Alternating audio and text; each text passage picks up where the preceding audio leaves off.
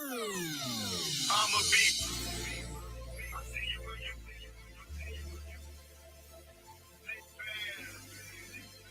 To success.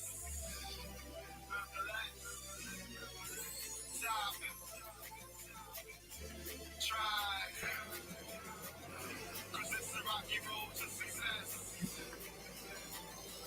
First thing I'ma do is buy a bar. Then put up a billboard so everybody knows who we are. Sounds good. See me shooting through the sky like a star. Whip so sick now chicks wanna fuck my car. My car. They know I'm seeing De Niro. I see stars in their eyes and they looking for a hero. No, but I can't put the cape on and I don't need a case, so we gon' keep the tape going.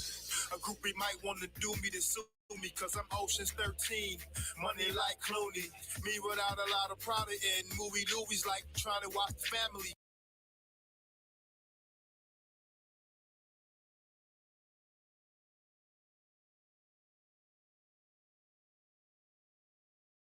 Gotta go, I'm late. Mad, I'm a beach.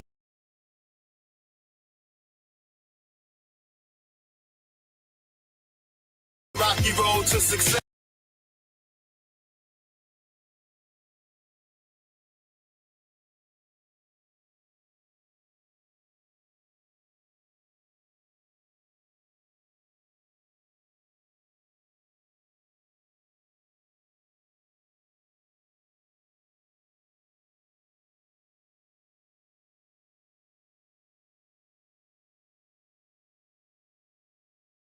Mute, mic off mute. Testing, testing. All right, so I think we are live. Welcome to Dirty Laundry Media. I'm your host, Bill Money. I want to thank everybody for tuning in today to the program. We're going to have an exciting show for you today, an informative show.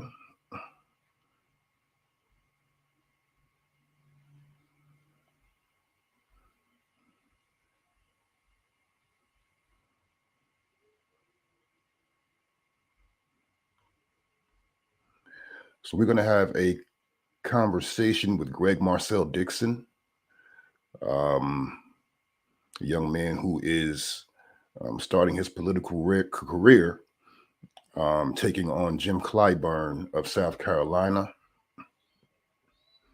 If you're familiar with Jim Clyburn, you know he's been in office for close to 30 years, and there has not been any progress as far as the descendants of chattel slavery, who he represents. Brother Marcel just hit me to inform me that he is running a little behind. So we will wait patiently for Mr. Dixon. Hopefully he will be joining us very soon. If this is your first time tuning into the show, again, welcome. And I definitely ask that you go ahead and smash that like button for me. Goes a long way to helping the algorithms to work with us and to be nice to us. If you haven't already, please subscribe to the channel. I have quite a bit of content, informative and entertaining. So please take a look around, and hopefully you will see something you like and you will come back. So in the meantime, see, I think Brother Marcel has tapped in. So we're going to go ahead and bring him up on stage.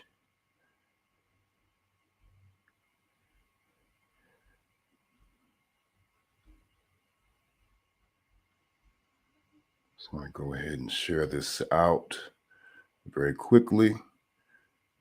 I'm very appreciative to Brother Dixon for taking the time out of his very busy schedule to join us and to share with us his plans, his ideas, his energy.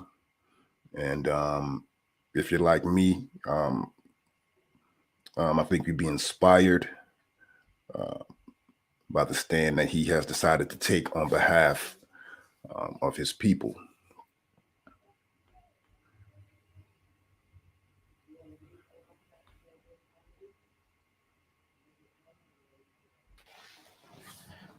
think we are Hey.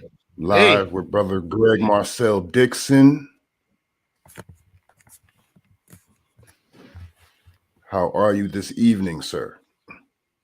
I'm good, and I want to apologize for my tardiness. I am currently about to relocate into a family home and over there doing some work with my aunt. So got back a little later than expected.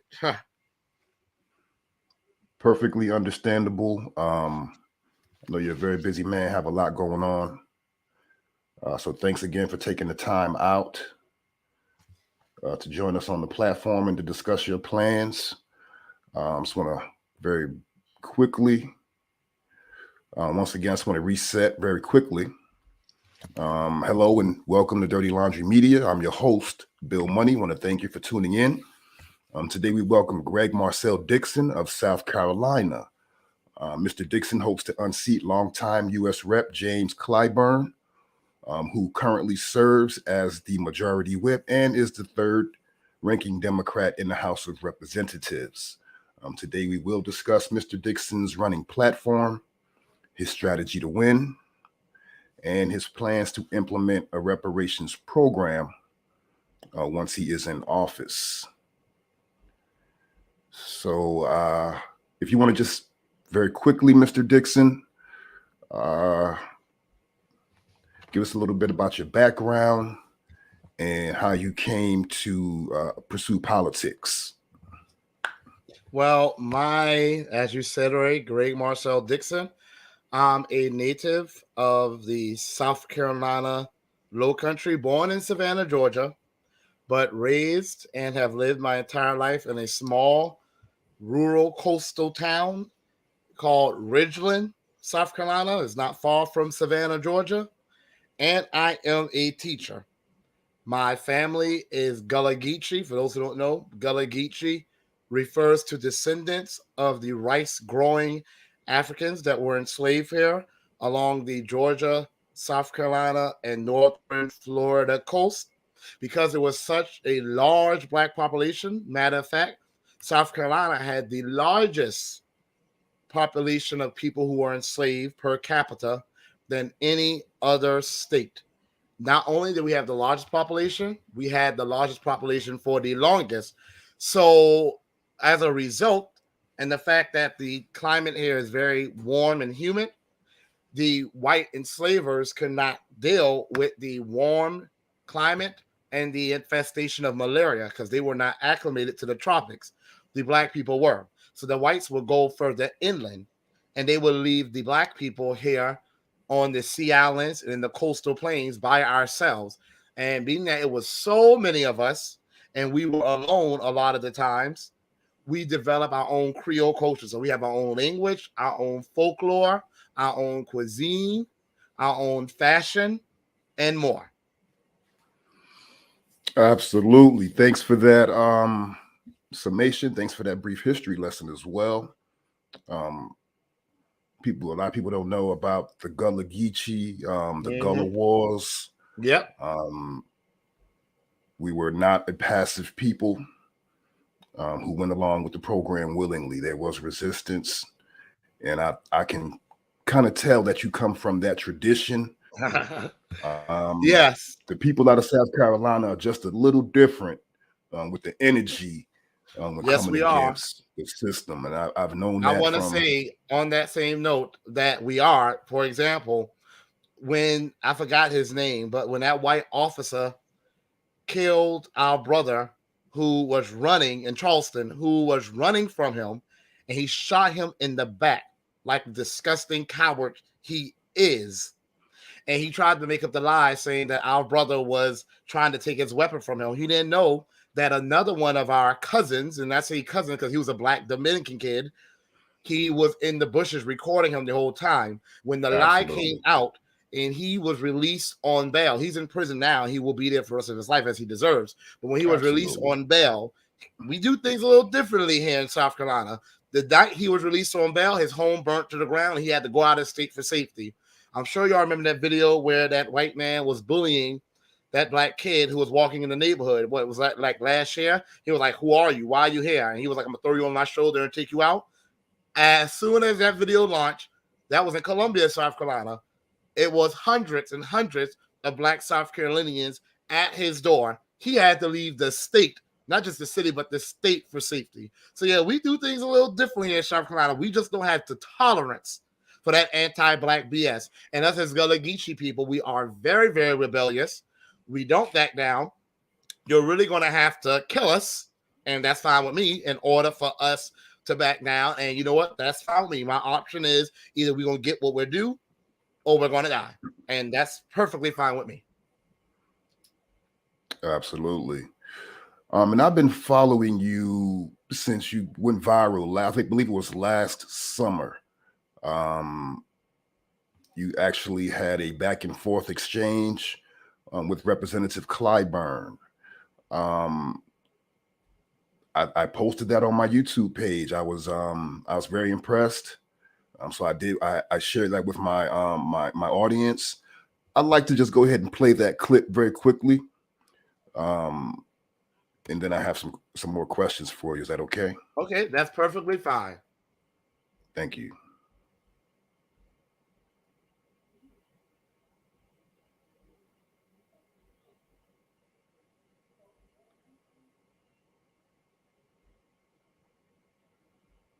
Too often the politicians that say they speak for us never want to speak to us. So I think we should thank him for being here. We should thank him for being here. Congressman Clyburn, I love this handout, but it's missing one thing. And I'm going to try not to get emotional, but I want to read it. In 2019, the average, and I know you know these statistics, the average wealth of the average white American family is $188,000. For Black American families, it's only $24,000. Now, I'm Gullah, okay? 80% of rural land, Black land ownership, has been lost since 1969. A white high school dropout has more wealth than a Black college graduate. Per the Accountable USA and the Food and Research Action Center, your district and the district I've grown up in is the 6th poorest district in the United States of America. Which district? The 6th district? South Carolina District 6. Now, there's a quote, and maybe that's not true, but there's a quote. That's not true. Right. There's a quote that says, I do not, but they backed it up with census data, but there's a quote that says, I do not buy the concept popular in the 1960s, which said, we have suppressed the Black man for 300 years, and the white man is now far ahead in the race for everything our society offers. In order to even the score, we must now give the Black man a head start and back to even the race. I don't buy that. I'll be damned if I pay for the sins of my forefathers. I don't feel responsible for the sins of my forefathers. I just feel responsible for now. Now, hearing that quote, y'all might think I'm talking about Donald Trump. No, that was Joe Biden. Now, Congressman, you said we know Joe and Joe knows us. And Joe Biden told us that he would have our backs. But since being in office, Joe Biden has signed executive action for Asian Americans and Pacific Islanders. He has signed executive actions for LGBTQ citizens. He has done executive action for Native Americans. But where's his executive action for Black Americans? Now, what a lot of people may not realize, I don't know, but I just learned this. Funny thing, Joe Biden got in office and he repealed a lot of stuff Donald Trump did. For a man who said he wasn't concerned with the sins of forefathers, he's sure repealing past sins of Donald Trump. But what about the biggest sin and the original sin this country committed, which was the brutal enslavement of my people? And after slavery, the race massacres, the violent discrimination that kept us in poverty, the land theft, okay? We, Black Americans, now, since 1865, Black Americans own only 0.5 wealth in America. Today, we own less than 3%. Since slavery, not much has changed.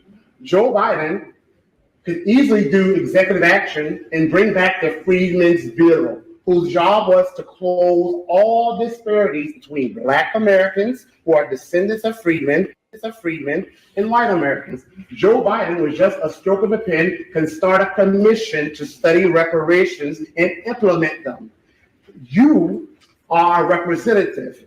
We can't show up everywhere. People say, well, Black people need to organize. We've been organizing since the 1500s. These other groups come in like Asian Americans, and within a few months, they get bills for them.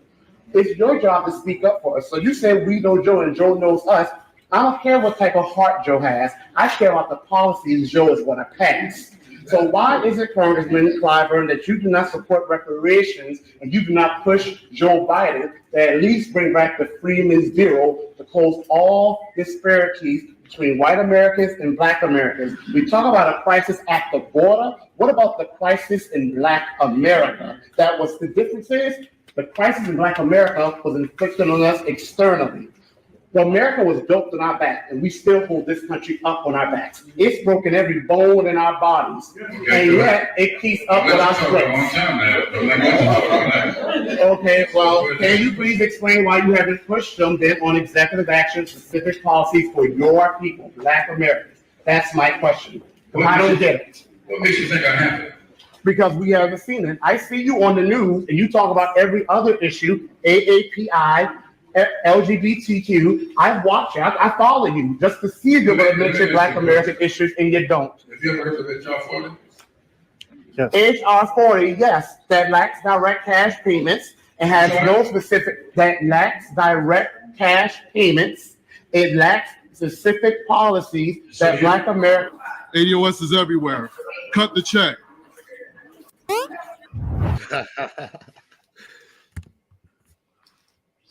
I smile on the inside every time I see that video. I was waiting for so long to let him have it. I was so sick and tired of seeing his face on the media, in the news media, and watching people revere him as if he deserves this type of reverence. You will deserve reverence as a human being, yes, but as far as a politician, no. His record is abominable. And I was watching, waiting for someone to say, Congressman Clyburn, let's look at your record in your district. You went in Ohio to campaign against Nina Turner, but let's look at your district here in South Carolina, and it never happened. So when I finally had the opportunity to call him out on not just his neglect of Black America, but his betrayal, I took it. And every time I see that video, I just come to life 8 times again on the inside. Yeah, I when I saw that clip, before that clip, Clyburn has a history of being hostile to those questions. Yeah.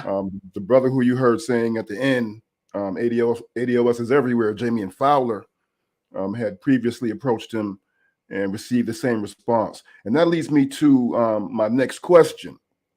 Was his flippant response and obvious aversion to the idea of reparations something that lit the fire in your bones to run against him? I was already enraged and infuriated, but the thing that really put the nail in the coffin was there was some Latina there. I don't know what race and which she identifies, depending on what the day of the week, they'll be Black one week and then they go back to being white. So, they want to have best of both worlds. But a Latina was there, and she mentioned about the protection for DACA recipients, the people who came to this country illegally as children. And he just came to life. He wasn't dismissive. He wasn't condescending. So right there and then, I saw where his heart was. But I was still hopeful that something I said resonated with him, that even if it wasn't sincere, that because he was put on the spot about his neglect and betrayal of Black Americans, that he would get on television and at least do something to give at least the pretense of caring about Black Americans. Instead, I'm watching television and he's going hard for illegal immigrants, talking about the conditions in which children who are being kept in facilities along the border are being held. And yet, the children who are 60% of the homeless are children who look like you and are children who look like me, not children who look like the kids, the vast majority of them being of mestizo heritage, being held in the facilities along the border. When I saw that he was doubling down on betraying and being neglectful of Black America. And I was waiting for all of these educated Black people around whom I was hanging, who had better political acumen, who had more of the know-how in dealing with politics, who had more resources. I was ready for one of them to challenge him or to challenge one of these other sellouts that's in the Congressional Black Caucus. And when I saw that none of them were, except for one that I knew of at the time, Tamara Shealy from Georgia, I said, you know what? Harriet Tubman, I'm sure she never wanted to put her life in extreme danger by going back into slave-holding Maryland to save her relatives, and then later on going into slave-holding South Carolina. But she did it because she knew it had to be done. And when she spoke to all the people in New York, where she was living at the time, she saw that none of them were going to do it. Even her own husband said her idea was foolish and she was going to die. So much that when she finally did leave, he went and got him another woman because he just knew she was going to die. But the fact of the matter is, no matter how dangerous it was, no matter how many people said that she was crazy and that she was going to die, she was going to fail, as I have had people say to me that I'm going to fail, she got up and she did it because she knew it was the right thing to do. And she saw no one else was going to do it. So therefore, when I saw that a lot of people around me were just talking about taking on people like Clyburn, but weren't ever going to do it, I said, hell with it. I going to do it because it has to be done. And my people are worth it. Absolutely. So tell us about your platform. In a nutshell, what is the main plank of your platform? Well, my platform is one that's easy to recognize from my campaign slogan: repair Black America in order to fix America. You cannot do one without the other. So I look at statistics and I see that Black Americans, even though the average Black American has been an American longer than any other ethnic group, we have the least amount of wealth and getting poor, by the way. We get paid the least on our jobs. We have the shortest lives, and we are doing worse now in regards to home ownership and land ownership than our great-grandparents were in the 1950s. Our great-grandparents owned 15 million acres of property. We just owe 1 million, and barely that. Our great-grandparents, during the days of Jim Crow and redlining, had a home ownership rate of at least 45 to 44%. We are dropping down to 39. My platform ties the connection from the poverty. And by the way, it's not an anti-poverty program, but from the poverty that we largely experience as a people to the fact that we never received the wages that our great-grandparents were supposed to receive. So as a result, we inherited poverty the same way that white Americans inherited land, inherited homes, inherited businesses, and during some days in this country used to inherit people who were enslaved. We inherited poverty and we inherited trauma. So it doesn't matter how much more educated we become. Black women are among the most educated group in the United States of America, yet they are the poorest group in the United States of America. So education is not the answer. Doesn't matter how many businesses we start. Black Americans have been the most entrepreneurial group since this country's founding. But as of 2000, Black Americans start more new businesses than any other demographic. And yet our businesses fail at the fastest rates. Why? Because we don't have the startup capital, which is something that a lot of white Americans have because they have assets and they have things like homes which they can use as collateral, things we were not able to get because of being excluded from government programs that put billions and billions of dollars into white American families, such as the Homestead Act, which gave away millions upon millions upon millions of acres of property. the GI Bill, which led to 14 million white Americans becoming professionals, doctors, lawyers, scientists, redlining, which saw us being denied for home loans and business loans. So starting businesses is not the way, not to mention the fact that when we start businesses in times past, racist, white Americans, anti-Black terrorists would burn them to the ground. So that's not the answer. Investment is not the answer. The number one source of wealth from investment for Black Americans is land and home ownership. And of course, we have investment in the stock market via our JAWS, 401As and 401Ks. And yet, Black retirees are far, far, far poorer than white retirees, even when we've had good return on our investment. So that's not the answer. There was an article saying that anti-Black racism has cost the United States of America $16 trillion. It has cost Black Americans $17 trillion. It has made this whole country poorer, weaker, and a far more violent country than it would have been had we been given our due at the end of slavery that was attempted to be done by the Freedmen's Bureau, which was set up by Congress to make sure we got land, to make sure we got our wealth, and to make sure that we were treated not just fairly, but equitably in all areas. My platform is first and foremost reparations to make sure that those things are finally done. We are going to get compensation for the land that was violently stolen from us.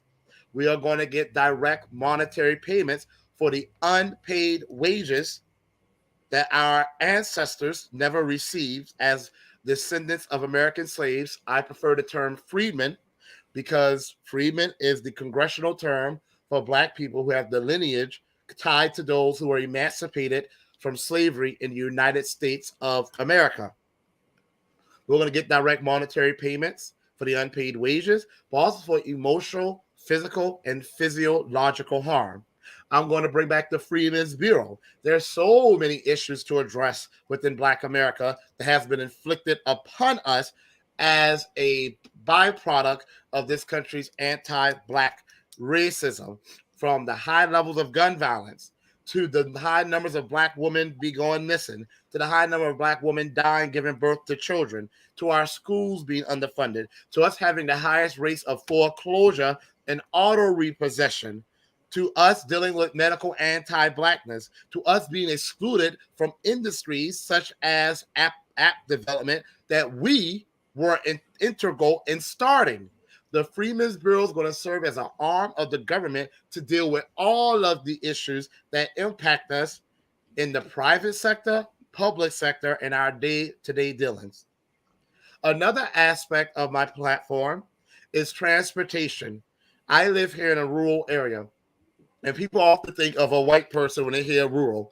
Newsflash, especially in the Southeast, in the Gulf, there are plenty of Black Americans who live in small rural towns. We live in rural areas, and transportation is an issue that impacts us greatly. As I already mentioned, Black Americans are the demographic most likely to be without an automobile. People need to look that up. We're the most likely to have our automobiles repossessed. We're the most likely to live in food deserts. We're the most likely to live in healthcare deserts. That's the terminology I'm making up. Areas where there are no healthcare facilities, be those clinics, be those hospitals. We're the most likely to have to commute to work and that be located the furthest from communities that have resources. In a rural area, multiply that times 50 from our Black brothers and sisters who live in urban areas. I feel that if we can help Americans, this is something for all Americans. This is something that's one of my universal policies. So this is something that is going to help all Americans. Reparations is going to help all Americans too. White people need to understand that if anyone wants to save America, they need to get on board reparations right away.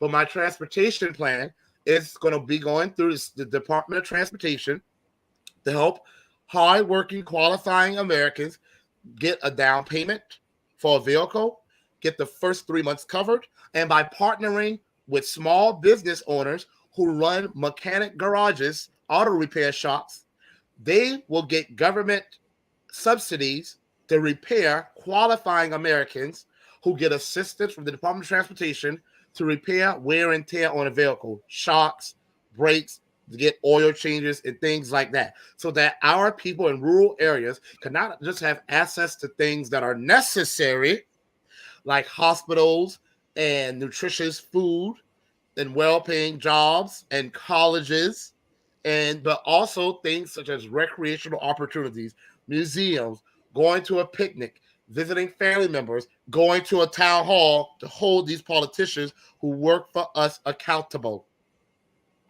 I also have an better education platform, which is going to change the way that schools are funded to make sure that all schools are funded, not so kids could have, as they sit here in South Carolina, a minimally adequate education, which is disgusting. They have that on their constitution, but that kids can have the highest quality education. Right now, schools are funded via property taxes, which makes no sense, because if you live in a very poor county, such as where I have lived my entire life and where I currently still live and I currently still teach, so that's why education is very important to me. I've been a teacher for almost 20 years. If you're in a poor county, you are going to get the least amount of funding for your school because your property tax base is going to be so low because you're in a poor county. Whereas if you're in a richer county like Beaufort County, which is right next door to me, you are going to have an abundance, perhaps even a surplus of resources to fund your schools. Yet the kids in the poor areas actually have a bigger need. Yet they're being punished just because of where they live. That is not the way it should be. So my better education plan is going to work with the federal government to come up with a state standard for all 50 states for a benchmark, so where a kid can have a high quality education. And what the counties will do is put towards that standard what they can with their property taxes, and then the federal government is going to compensate for the rest so they can meet that state standard. I also plan to raise the pay of teachers. It's going to have to be done via state level, but here in South Carolina, $65,000 to $70,000 at least. If we can pay athletes a lot of money, the federal government can afford to invest in their teachers, but not just teachers, support staff, paraprofessionals, bus drivers, janitors, receptionists, and more. I'm also going to fuse the Department of Social Services and the Department of Education and the Department of Labor, because too often the way the Department of Social Services is used to punish the families that need the most, especially Black families. I'm going to have it where they are providing mental, physical, and emotional services to assist the most needy families before they are in a crisis. I'm also going to use schools to provide adequate food. We have over 49 million families that suffer from malnutrition in the richest country in the world. That's not the way it should be. Schools is usually where a lot of those kids get their only meal. So if a school could provide a nutritious, hearty, which it should be, breakfast and lunch, I'm also going to use them to provide a nutritious, hearty dinner and snack, not just for the children, but for their families as well. Last but not least, I have a better Thriving Communities program, which is going to put resources into communities, especially Black communities, where we get federal funding because we're very intelligent people. It takes a lot of intelligence to survive in a nation in which the government has been trying to exterminate you, and not just survive, but thrive. We often know what it takes to solve the issues in our communities, but we often don't have the resources, nor do we have the assets. My Thriving Communities program is going to make us a priority for those resources, and it's not going to do what a lot of these opportunity zone policies do now, which is lead to gentrification. They are going to be prioritized for the people who have been citizens in those communities for 15 years or more. They're going to give us the resources and the training so that we can start nonprofits, so that we can empower our community, become an employer for people in our community, solve those issues, and not only that, have the resources to police our communities. So that is the gist of my platform right there. Thank you for that. Very very comprehensive programs that you have in mind there, all the way, everything from healthcare to car maintenance, a very unique component I would like to add. So, this reparations, the energy behind the movement over the last several years, it has gained momentum, taking center stage. And, prior to the 2020 election, I think it was used by the politicians, to say, hey, this is, we're on board. But as far as the movement goes, the grassroots, I want to start there. What is your current assessment of the grassroots push for reparations as a whole? What do you think that we're doing wrong? And most importantly, what do you think that we're doing right, in your opinion? I always say here, you can't have a plant without the seed, and you can't have the roots without the seed, and you won't have the plant without the roots. So the grassroots is everything. The media have actually been trying to ignore the reparations movement. The only reason it continues to stay in the news is because of the grassroots. People like NAASD, people like, I can shout the name of so many different activists, and I hate that because some people may feel like, why didn't you say my name? But people like, Roz, people like Oz, people like Umbrella and Samantha and Tyrone Davis, and people like Josh and Grim and Ali of BTP. There's so many people who have helped to keep this movement going. And anyone whose name I did not name, y'all know I work with all of you. It's so too many of you for me not to name. Kelly Pryor and Donald. There's so many of you all over. Lion O'Reilly. So the grassroots, we, a small group of people with very limited resources, have been keeping this movement in the news. Not the other way around. It ain't the news keeping us in the news. It's us. And that's just a testament to our power. Now, as far as what, and excuse me, I have a little bit of a cold I'm getting over. So as far as where we do wrong, it's not all of us, but there are some of us who are agents of chaos and division. Now, don't get me wrong. Division can be necessary. You know what I'm saying? I always use the analogy of a pack of wolves. A wolf doesn't just ally itself with another wolf because it's another wolf. They have to check that wolf out. Be like, you a part of my pack, or you here to take resources from me. So just because somebody says reparations, that doesn't mean we need to just go ahead and ally with them right away. But there are people who, like Tamara Shealy, like William Somerville, and there's another candidate who I hear is running on reparations platform, like Brandon Dean, and there's Christopher Leggett, who has we don't call it reparations because it's at the state level. He's running from the of Augusta, but he supports reparations at the federal level, and he will be a part of the U.S. Conference of Mayors, so he'll be able to add his support to the U.S. Conference of Mayors push for reparations to be addressed at the federal level. Now, I tell people to examine everyone back for yourself, okay? But we have people like that and more who are putting themselves out there for reparations. And look, we all may have our different avenues of getting there. But if you support reparations, which for me means direct monetary payment, land distribution and compensation, and tax and class protected status, I'm going to support you.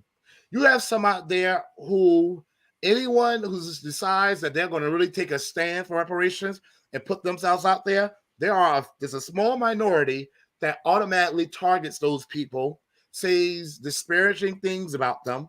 They never offer to help them. They say they're the smartest man in the room. They say that those of us like myself don't know real politics, and yet we are running a political campaign on reparations. I may fall flat on my face, but until that happens, should you not be supporting me? If you see that I'm on code and that I am running on a platform to get reparations done at the federal level, but you have a small group of people, mostly the men I've seen, who actually, instead of being supportive, they are detractors. You even have some who live right next, or one who lives right next to me, and it considers himself a political genius, and literally is right there across the bridge from me in Georgia, and has not lifted one finger to support me. So if you see someone trying to get reparations done at the federal level, and you see all they're doing wrong, supposedly, yet that being said, I've gotten further than a lot of politicians who had whole teams whose campaigns already fallen apart. But if you saw me making so many mistakes, would not a true brotherly thing be to say, hey, man, I want to help you. Let me know how I can help you. Oh, hey, I have these resources for you. Would that not be the true thing to do as a brother? So you have people like that. And the issue is we're always going to have people like that. We can't control those people, but we shouldn't be entertaining them either. And a very small group of us entertain their foolishness. That's almost like saying during the days of chattel slavery, some of our people were going to revolt, and you always had that small minority that would snitch and coon and tell the enslavers what was about to happen and mess it up for everyone. We still have those people with us. But the thing is, though, some of us are entertaining them. I don't entertain them.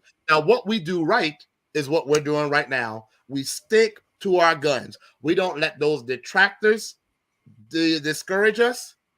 And even though God knows my personal life has not gotten any easier since launching this campaign, it's actually gotten a lot more challenging. God knows I don't regret doing this at all. Even if this were to be the end of my campaign right here, I will be proud of what I have done. And even when the day to cast a ballot comes, even if I'm the only person that casts a ballot for me, I'll be happy as hell to do it. Absolutely. I still do not regret a single thing. Thank you for that. So my next question I want to frame around, and it's dealing with the same issue, those who might oppose. And this is from a University of Massachusetts Amherst WCVB poll. And it says nearly 2/3 of Americans and 90% of Republicans oppose the idea of providing reparations to the descendants of slaves.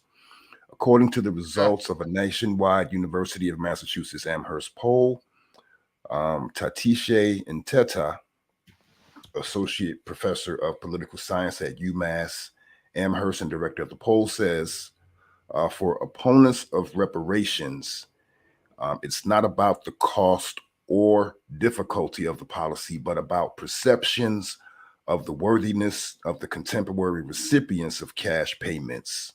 The primary stated reason for this opposition is the perception that the descendants of enslaved people are not deserving of reparations. And this was stated by Jeff Rhodes, associate director of the poll. And I've seen, even, descendants express opposition, for various reasons.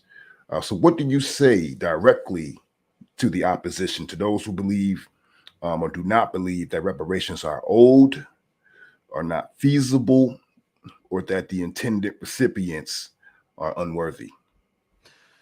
To the latter, those who say the intended recipients are unworthy, you can go to hell and stay there. Okay? You can go to hell. Go to hell and stay there. Go to hell right now and stay there. So that's my response to that, to those scums. Okay.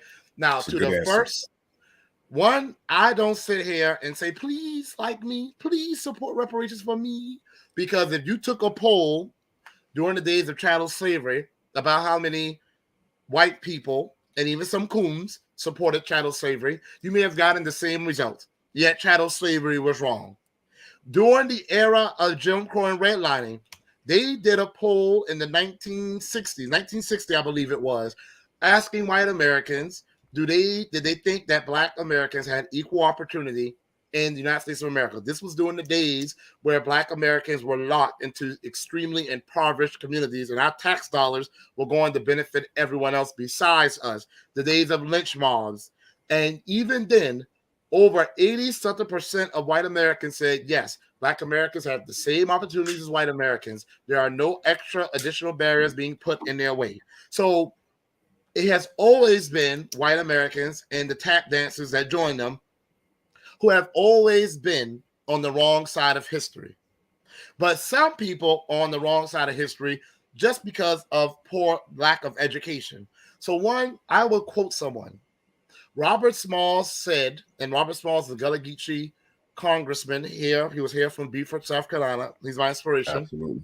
And he said to them, the Negro is here to stay. And so it will be to the white man's benefit that he gets all he's due. And I will say that to white Americans right now. Black Americans are here to stay. And reparations will actually help you more than it's going to help Black Americans. Because a recent poll, a recent article, I mean to say, show that the demographic that is declining in the fastest numbers are white Americans. And of that demographic is middle-aged and older white men who are dying so rapidly that sociologists have to come up with a new term calling it death of despairs. That means deaths from alcoholism, drug overdosing, and suicide. The reason for this, they tie it to a poor distribution of wealth, where you have now people who are becoming poor and poor and poor, and people who are becoming richer and richer and richer. And people in the middle, which, by the way, Black Americans have always been in the poorest part of the end because of lack of reparations.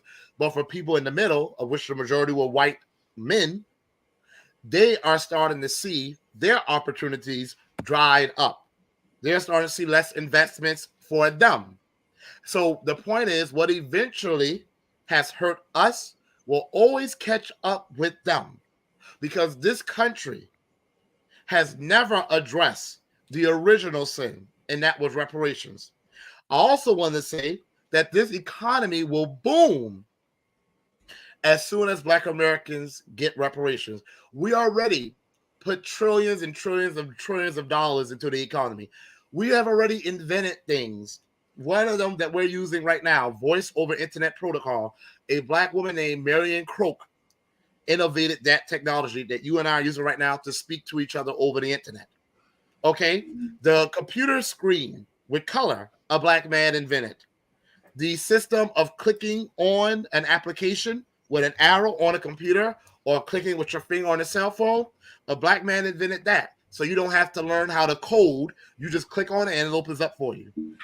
If we can do all those things while we were going through anti-Black terrorism, and if we can put trillions and trillions of dollars into the economy, while our wealth is just around $24,000, where the average white American has $200,000 in wealth, imagine how much more potent this economy will become when Black Americans get reparations than those white men who are killing themselves and giving into despair by abusing drugs and alcohol. And gun violence is something that's been a huge problem among white men as well.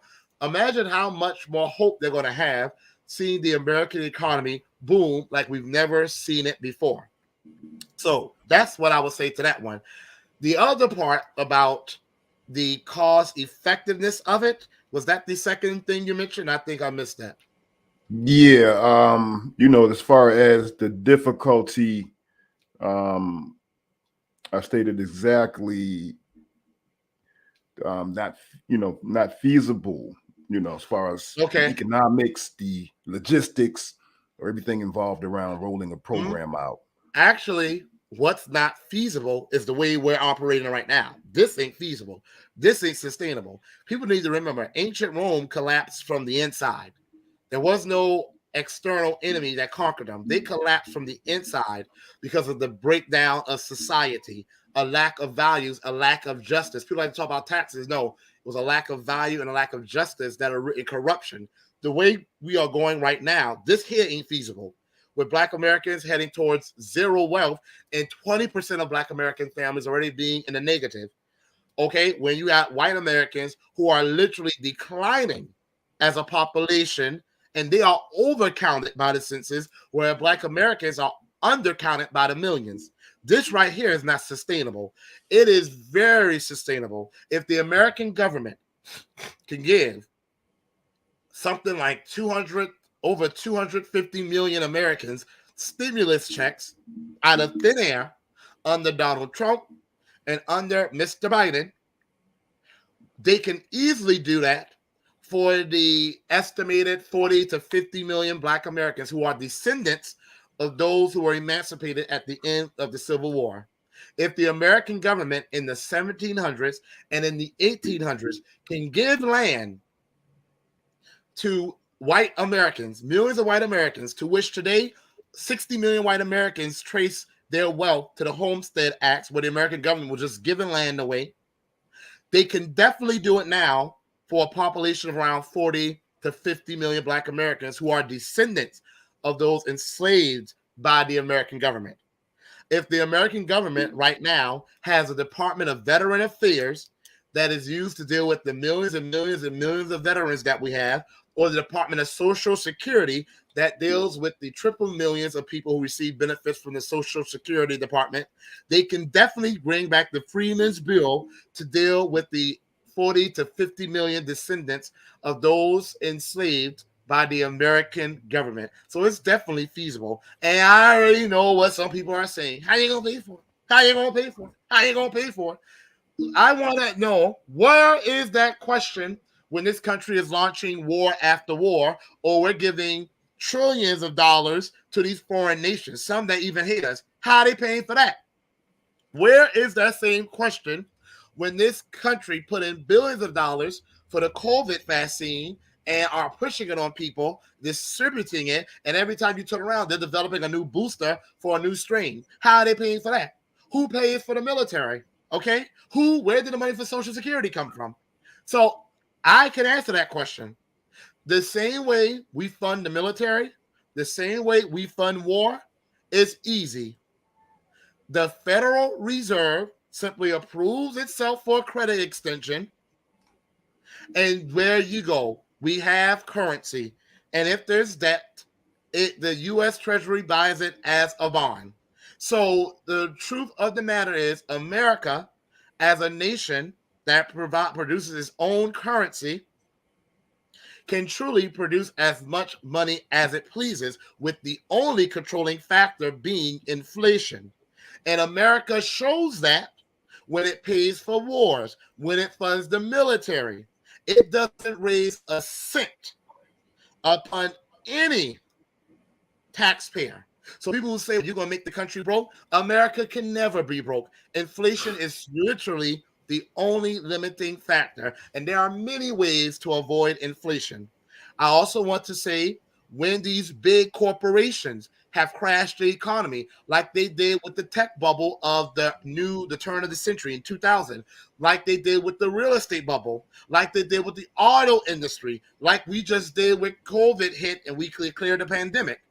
We had to bail out these big corporations, spending trillions and trillions and trillions and trillions of dollars. Not a dime of that money went to us. They went to the people in charge of those corporations. No one asked how you going to pay for it, how it was paid for, because they knew, as I know, just as they try to forget we mentioned reparations, the government pays for it. And it doesn't take a cent of our tax dollars or our taxes being increased at all. So it's very feasible. The only thing stopping this country from paying reparations is deeply seated anti-Blackness. But that's why my people and I, we organizing and we get it in power, because they going to pay now or pay a hell of a lot more later, because the longer it takes you to pay, the higher the bill. Absolutely. Thank you for that. And before I move to the next one, I just want to say that the link to donate to Marcel Dixon's campaign is in the description. And I do have a link in the chat as well. Please feel free to donate to this brother's campaign. Finances are definitely something that are needed to be effective in any sort of electoral politics. So, please donate to this brother's campaign. And with that, moving to the next question, and this is concerning legislation. And Representative Sheila Jackson Lee of Texas has undertaken leadership on H.R. 40, a bill designed to craft legislation seeking to establish a commission to study and develop reparations proposals a bill originally introduced by Representative John Conyers of Michigan, which has languished in Congress for close to 3 decades with little to no support, even among progressives. What are your thoughts on the bill? And what are your thoughts on Representative Lee's handling of it thus far? I'm going to take the last question first about Congresswoman Sheila Lee Jackson. I feel that I want to, first of all, say that a part of me is grateful that she has sort of honored Congressman Conyers' wishes that the bill would not die, and that last summer there was a historic event where the bill went for a committee hearing. That is probably the most action that's ever been taken on reparations in the entire history of this country at the congressional level outside of Special Field Order 15. And I am grateful for that. Where I criticize Representative Sheila Lee Jackson is for not making H.R. 40, and this goes to your first question, a stronger bill. The bill needs to have certain safeguards in place where I feel that one, specificity is in the bill right up front, that this is for the descendants of those who were emancipated at the end of the Civil War, who are descendants of those enslaved by the American government, not Black immigrants. I speak to white Republicans all the time, and I don't sit there and beg them for their approval, because I don't need their approval. And they know that, because I'm in South Carolina, so obviously I deal with a lot of white Republicans. But even they say, well, if reparations happens, it shouldn't be for immigrants. It should be for the Black Americans. They was like, the Democrats do more for immigrants than they do for y'all. And you know what? I agree with them on that. They're absolutely right. So this should have specificity for us up front. This should have a guarantee up front of the things that I'm calling for in my reparations plan, which is direct monetary payments, land compensation, protected class status, and things of that nature.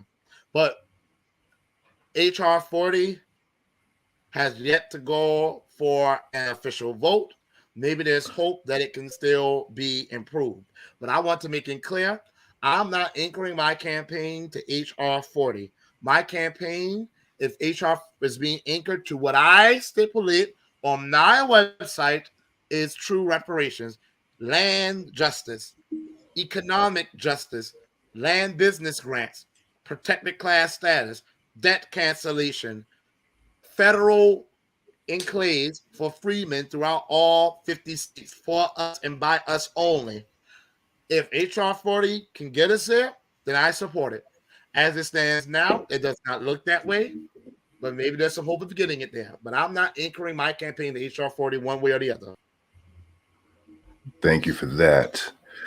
And the second part to that question, concerning some statements that Representative Lee made, she has stated, Representative Sheila Jackson Lee, in regards to cash payments, that the reparations movement does not focus on payments to individuals, but to remedies that can be created in as many forms necessary to equitably address the many kinds of injuries sustained from chattel slavery and its continuing vestiges.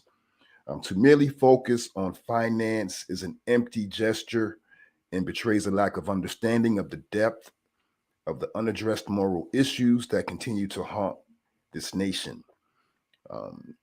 And as an elected official, duly elected to represent the will of the people, and with the vast majority of the people in the reparations movement favoring cash payments, what do you make of Representative Lee speaking for the movement, and in my opinion, being wrong about one of its main objectives? She needs to go sit her tail down somewhere. She needs to go sit down somewhere.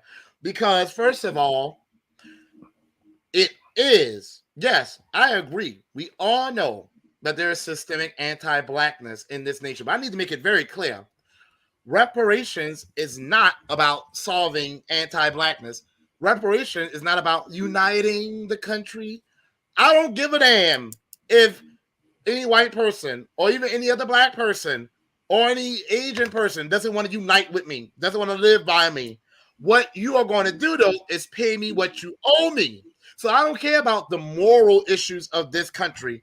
I care about making sure that the main moral concern that this nation has to live up to is repairing the damage they've done to Black Americans.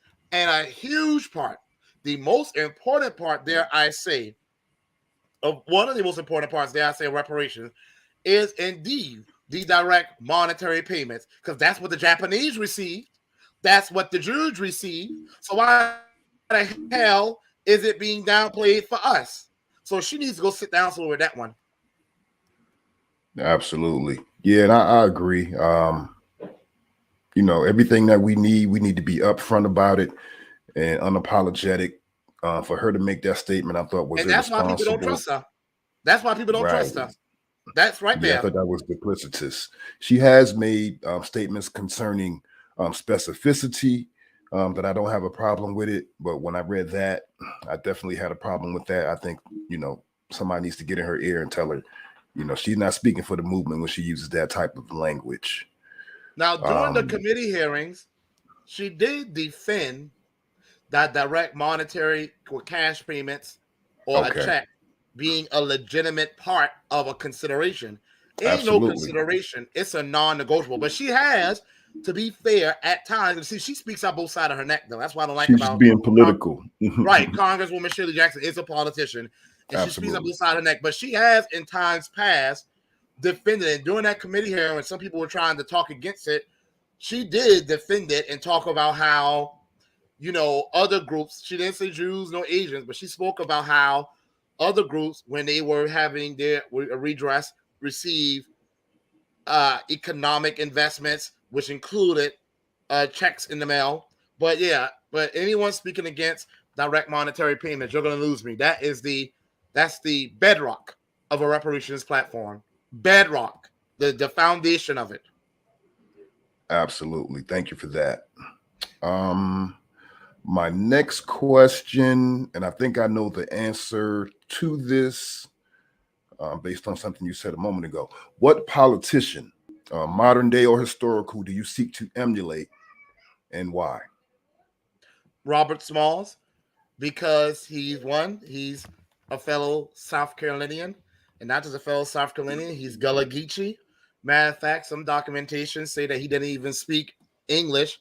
They say he spoke Pidgin or Creole, which that's Gullah Geechee. It's a Sea Island Creole. But he has such a cool story. One, he helped his wife and several other of his friends and family members, men and women, escape by hijacking a ship from the Confederacy and taking it to the Union, and then working with the Union Army to help kick some Confederate tail. Then he came back to Beaufort and bought the home where he was formerly enslaved. And he did something where I don't know, I would not have done this, but he took in the wife of his former enslaver. She died shortly thereafter, so who knows how he treated her. But not only that, the thing that I mostly admire about him is that even though he was not well educated, and by all references to the matter, he was probably illiterate, functionally illiterate, he ran for Congress and won. And he ran, even though he didn't say the word, he ran on a reparations platform. He ran on justice and protection for Black Americans who were descendants of those emancipated, and descendants of those emancipated at the end of the Civil War. He wanted them to get land. He wanted the military to stay there to protect them until they got not just equality, but equity. He did this in the face of horrific levels of violence and threats and anti-Black white mob terrorists. And yet he stood his ground and he was unafraid and bold. So Robert Smalls, because I can see myself in him, a Gullah Geechee, who he will be disappointed to probably see how still very poor his people are today, but he will be proud to see that we still have that spirit of the Gullah that he had, which is why I always admire him and want to make good on his memory. There's a lot of people I respect, but he's definitely one that I want to emulate in the political realm. Absolutely. And didn't he end up, once everything was said and done, I know he was commissioned as a brigadier general of the South Carolina militia. And didn't he end up buying his ex-owner's Yes. property? Yeah, he After bought. it was all said and He done? bought the home, and he took in the wife who he found impoverished and Wow. not in a healthy state of mind because she had lost everything in good.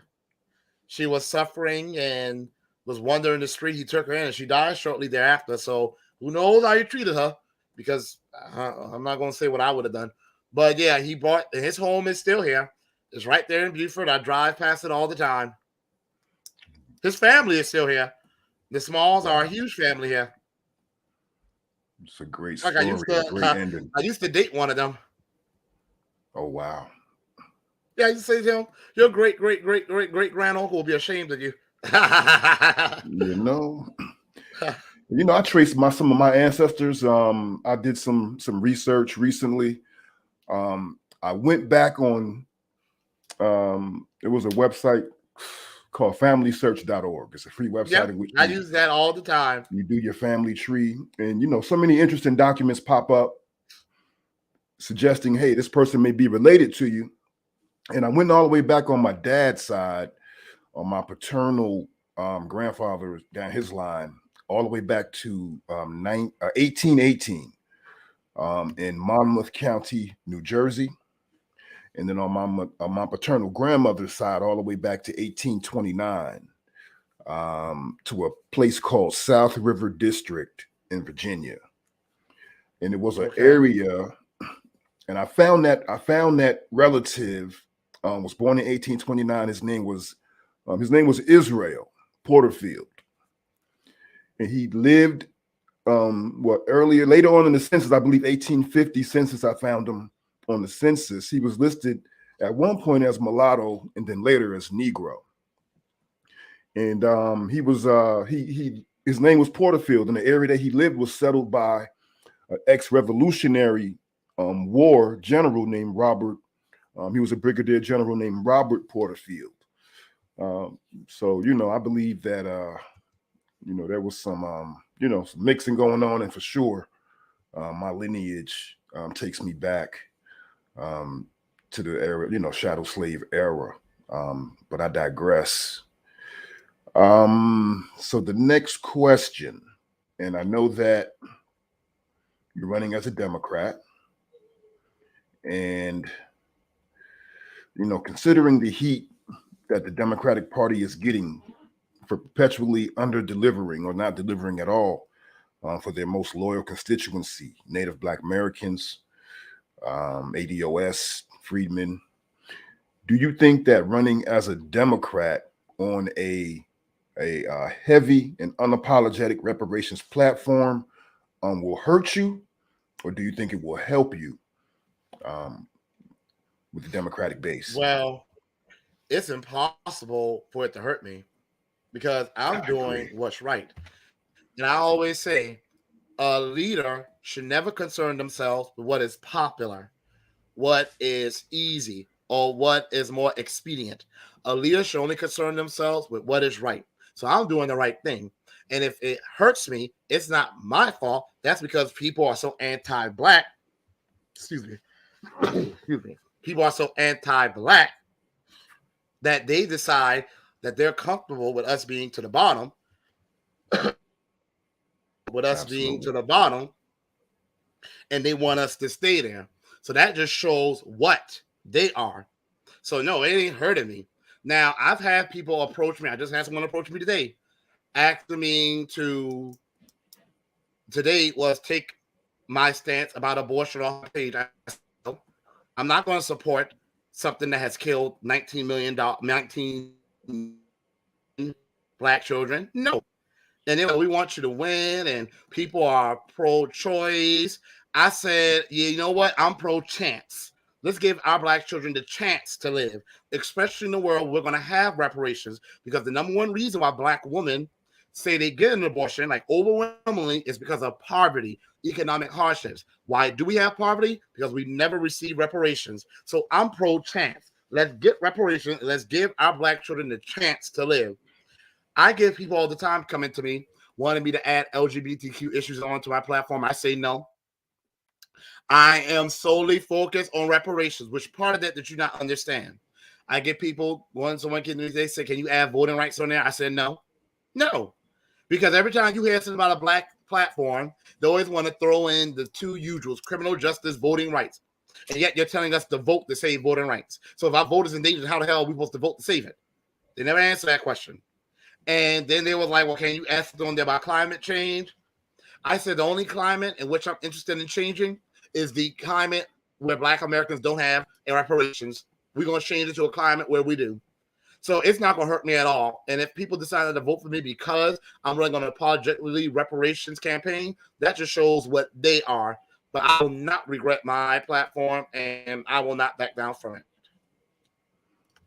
Absolutely. Thank you for that. And my next question, I'm almost to the end of what I have. My next question,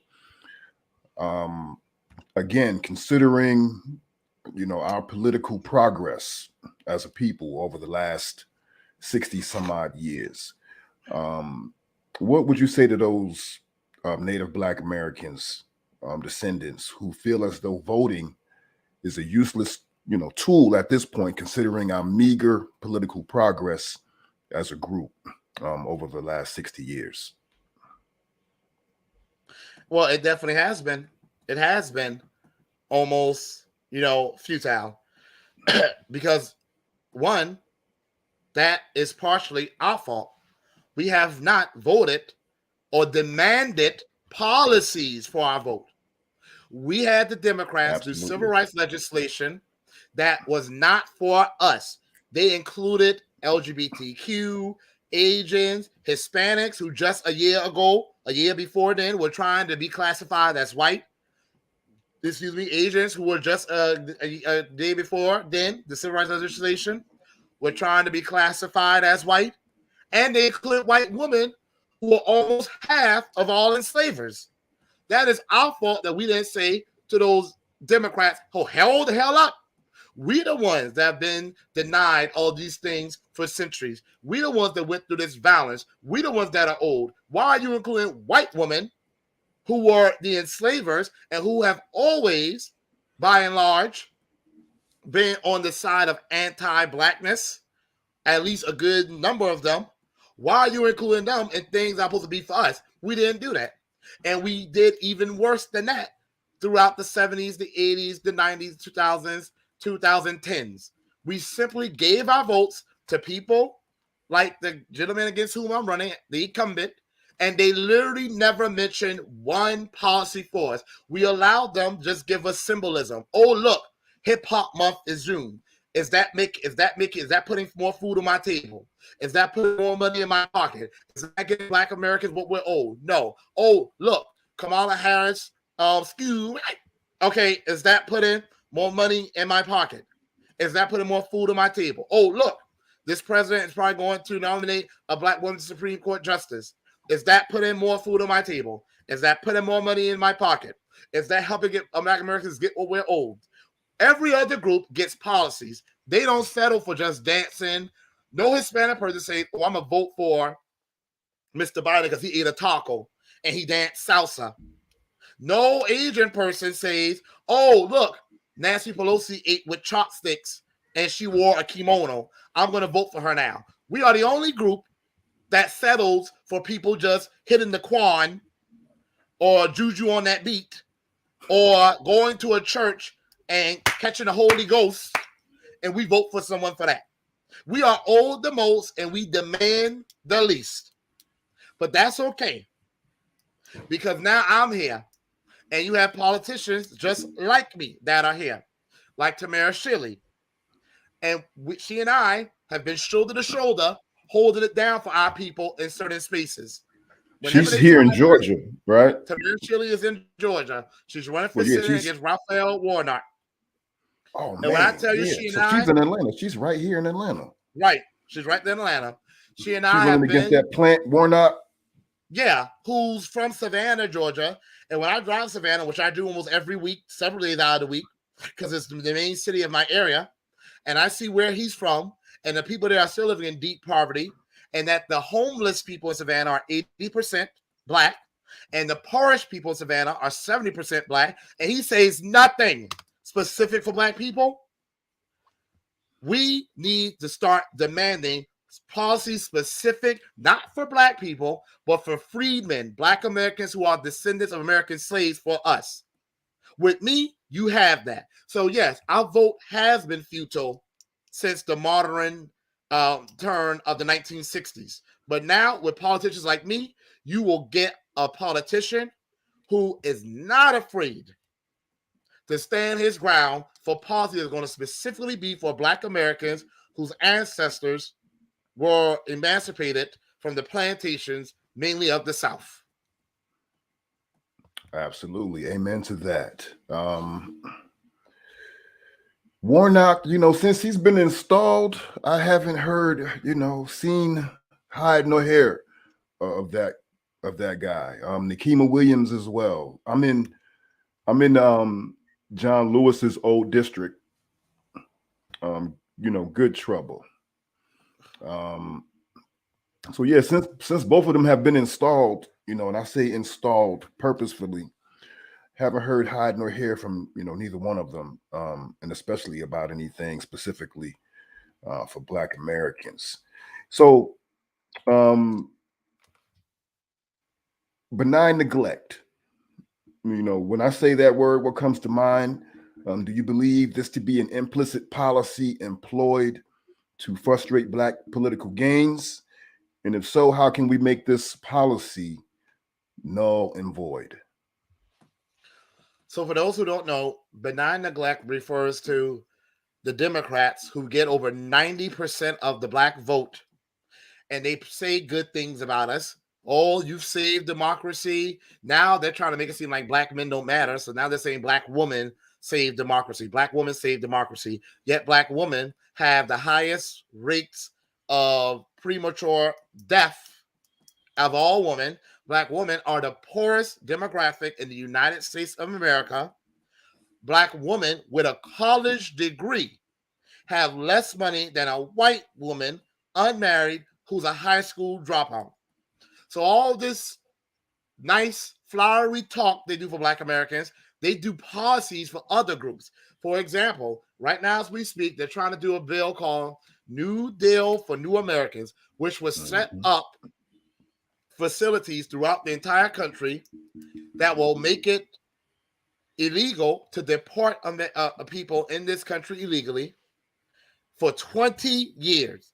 They will get resources in housing and monetary resources from the government. But there is no bill right now to address the economic hardships of Black Americans. There's definitely no bill to really put forth a strong reparations platform. So how we make it null and void is by sending people like me who truly have policy specific for Black Americans who are descendants of those that were emancipated at the end of the Civil War. We need you to go in there and shake the room, Brother Marcel. Look, I said I had to run for a lot of reasons, but I was either going to blow things up or I was going to shake things up. This country better be glad that I'm doing this instead of the other. Now, absolutely, the ballot or the bullet. So yes, my brother Marcel, I want to thank you. I'm not going to keep you for very much longer, but thank you again for taking the time out of your busy schedule. You would think that I gave you the questions ahead of time. You're on point. I definitely like your focus. I like some of your ideas. Well, I like your ideas. I'll just say that. Thank you. So yeah, again, for anybody who is tuned in, the link to donate to Brother Dixon's campaign is in the chat. It is also in the description.